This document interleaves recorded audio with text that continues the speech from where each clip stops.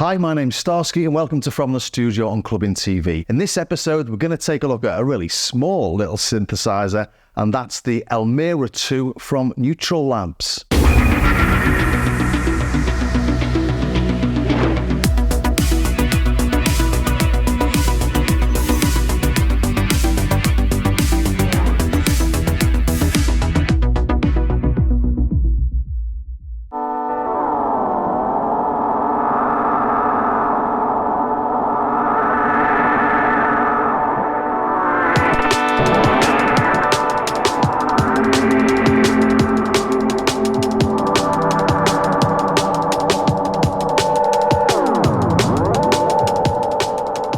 This is a bit of an odd synth really. It comes in this little box, but it is Eurorack compatible. You can take out these 4 screws and you can plug it into your Eurorack enclosure. On the back, we've got this little USB-C connector, and you can't use this box as a Eurorack box if you've got other bits and bobs. You can't just take 42 HP stuff and stick it in here. It doesn't work that way. But as a self-contained little unit, it's a nice little thing. And what is it? Well, we've got 4 oscillators, 1, 2, 3, and 4, and I'll play it all in a minute, show you what it all does. But we've got a delay circuit here, a filter there. It's a multi-mode filter. It's got bandpass, high pass, low pass, and all sorts of mixtures in there. Then we've got the oddly named ouch circuit. I say oddly named. Once you hear it, you'll understand why it's called ouch. And this has got 2 little parameters here, choke and bite, and these are used to just completely destroy a sound. And this is the analog part of it. The rest of it's digital, and it comes with 4 of these little circuits. If I turn it over, they've all got sort of a random selection, it appears to be, of resistors, transistors, and capacitors or something. And each of these slightly changes the sound in a different way, but you can stick into these little holes in here if you know what you're doing, or if you've got spare resistors or transistors or capacitors or whatever it is that you can stick in there. You can just plug things directly in there just to mess with the sound a little bit more. So these just pop in here, and I quite like that. A bit of DIY, a bit of circuit bending for anyone who's into electronics. I don't think I've got any resistors or transistors or bits and bobs lying around anyway, but bit of fun if that's what you're into. Anyway, let's plug it in and see what it sounds like. So we use the USB-C to power it, and then this is the audio out. And as I say, we've got these 4 voices, and if I play them,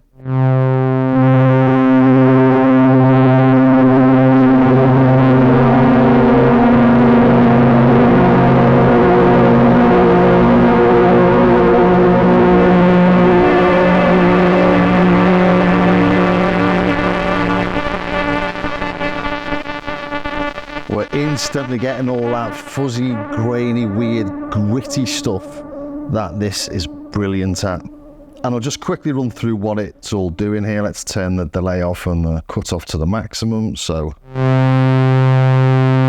got a little envelope here. That's as fast as it goes, and this is as slow as it goes. And that goes on for quite some time, so I'll turn it down. Then we've got these 2 knobs here. This is a wavetable synth, so we've got different wavetables in it.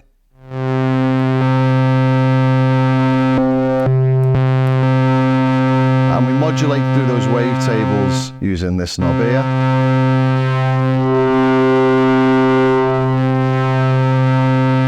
And this knob here does different things depending on what mode we're in. We've got 10 different modes on this. So let's get back to that red one. There we go. So this is detuning, so it makes it sound like 2 oscillators. Start detuning it with this.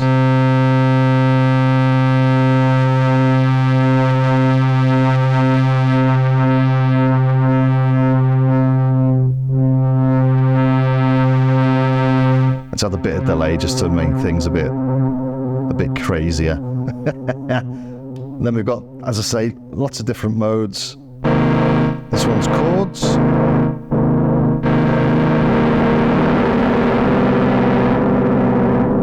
Let's turn that off again. So as we twist this knob here, we change the chord.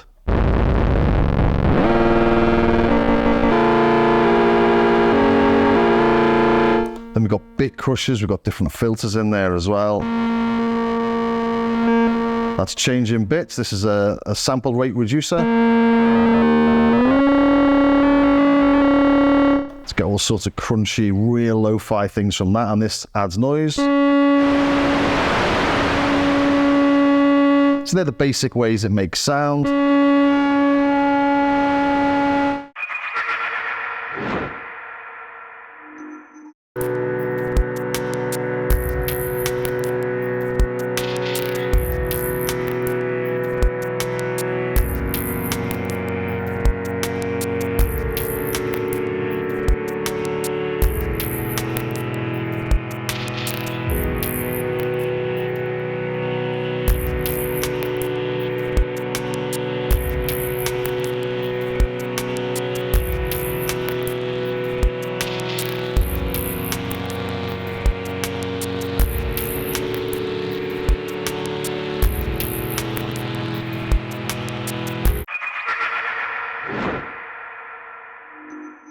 So this is the tuning of each of those voices.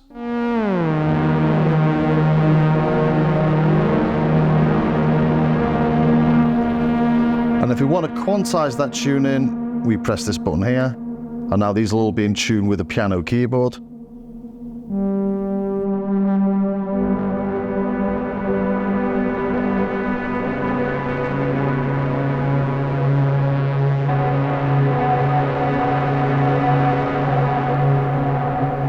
It's just great.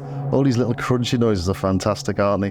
So that's sort of how it works. As I say, this is the delay, this is the filter, and this is the distortion circuit. So let's just play a little bit with that distortion so you can hear what's going on. So as we bring in this bite, it just completely destroys the tone.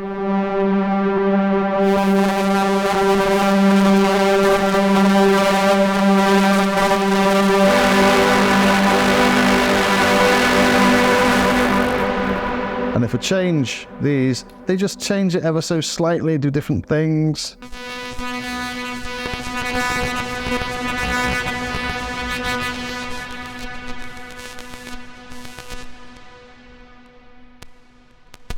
So as I say, complete sonic destruction. But we're not restricted to using these to control it. I've been using the KeyStep Pro from Arturia, and just to show you how that works, if I put the pitch and the gate in from oscillator 1, and now this should be playing oscillator 1, and it is.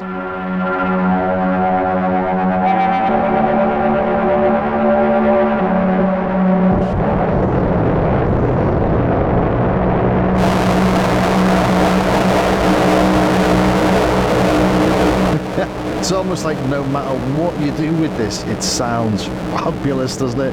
Really dirty and nasty.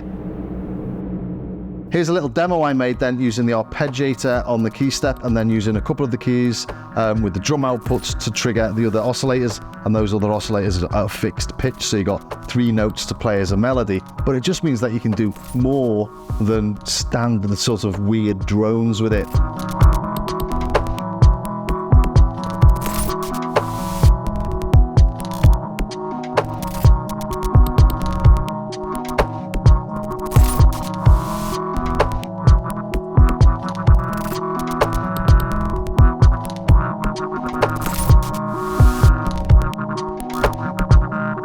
And there's an awful lot going on in here that you can't see on the surface actually. We've got a menu system in here that you access using the mode button and these little PG buttons. So these buttons that are used to change the wavetables are also used to select various menu items. So we've got different filters, for example. So if we go to 333, this should be a bandpass filter.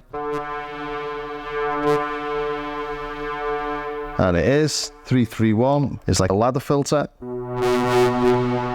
And that's different. We can go to Oberheim style.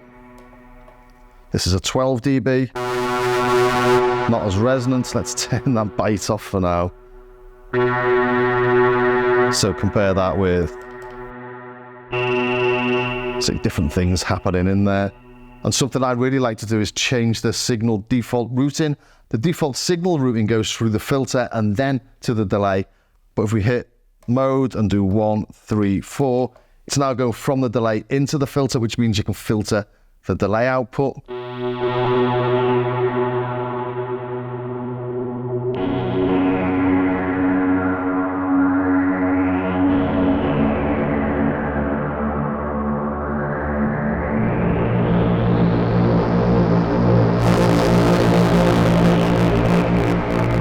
And I've not mentioned them yet, but you've got a couple of LFOs in here. In that menu system, you can sync the LFOs to the clock time. The clock time can be synced to whatever's coming out of, say, your KeyStep Pro. So at any demos where I'm using a rhythm and I've got a cable going into there, I'm clocking the whole thing to either the DAW or the KeyStep Pro.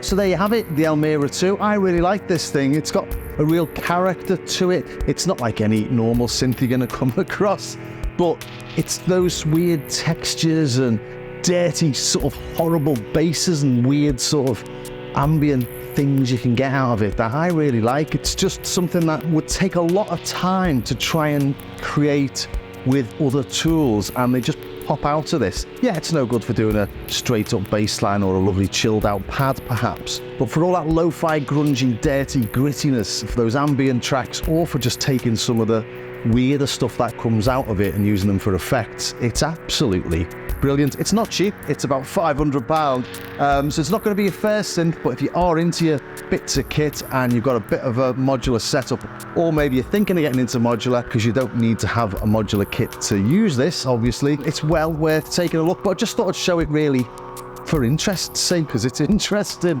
Anyway, I hope you enjoyed that, and if you did, don't forget you can catch it whenever you like on our Clubbing TV official YouTube channel on the From the Studio playlist. And if you've got any questions, drop me in the comments and I'll see what I can do to answer them. And also, if you are into your synths, your drum machines and your studio tech, do take a look at my Starsky Car YouTube channel as well, where I've got a bit more of a deeper dive into this. Anyway, I'll see you in the next episode of From the Studio.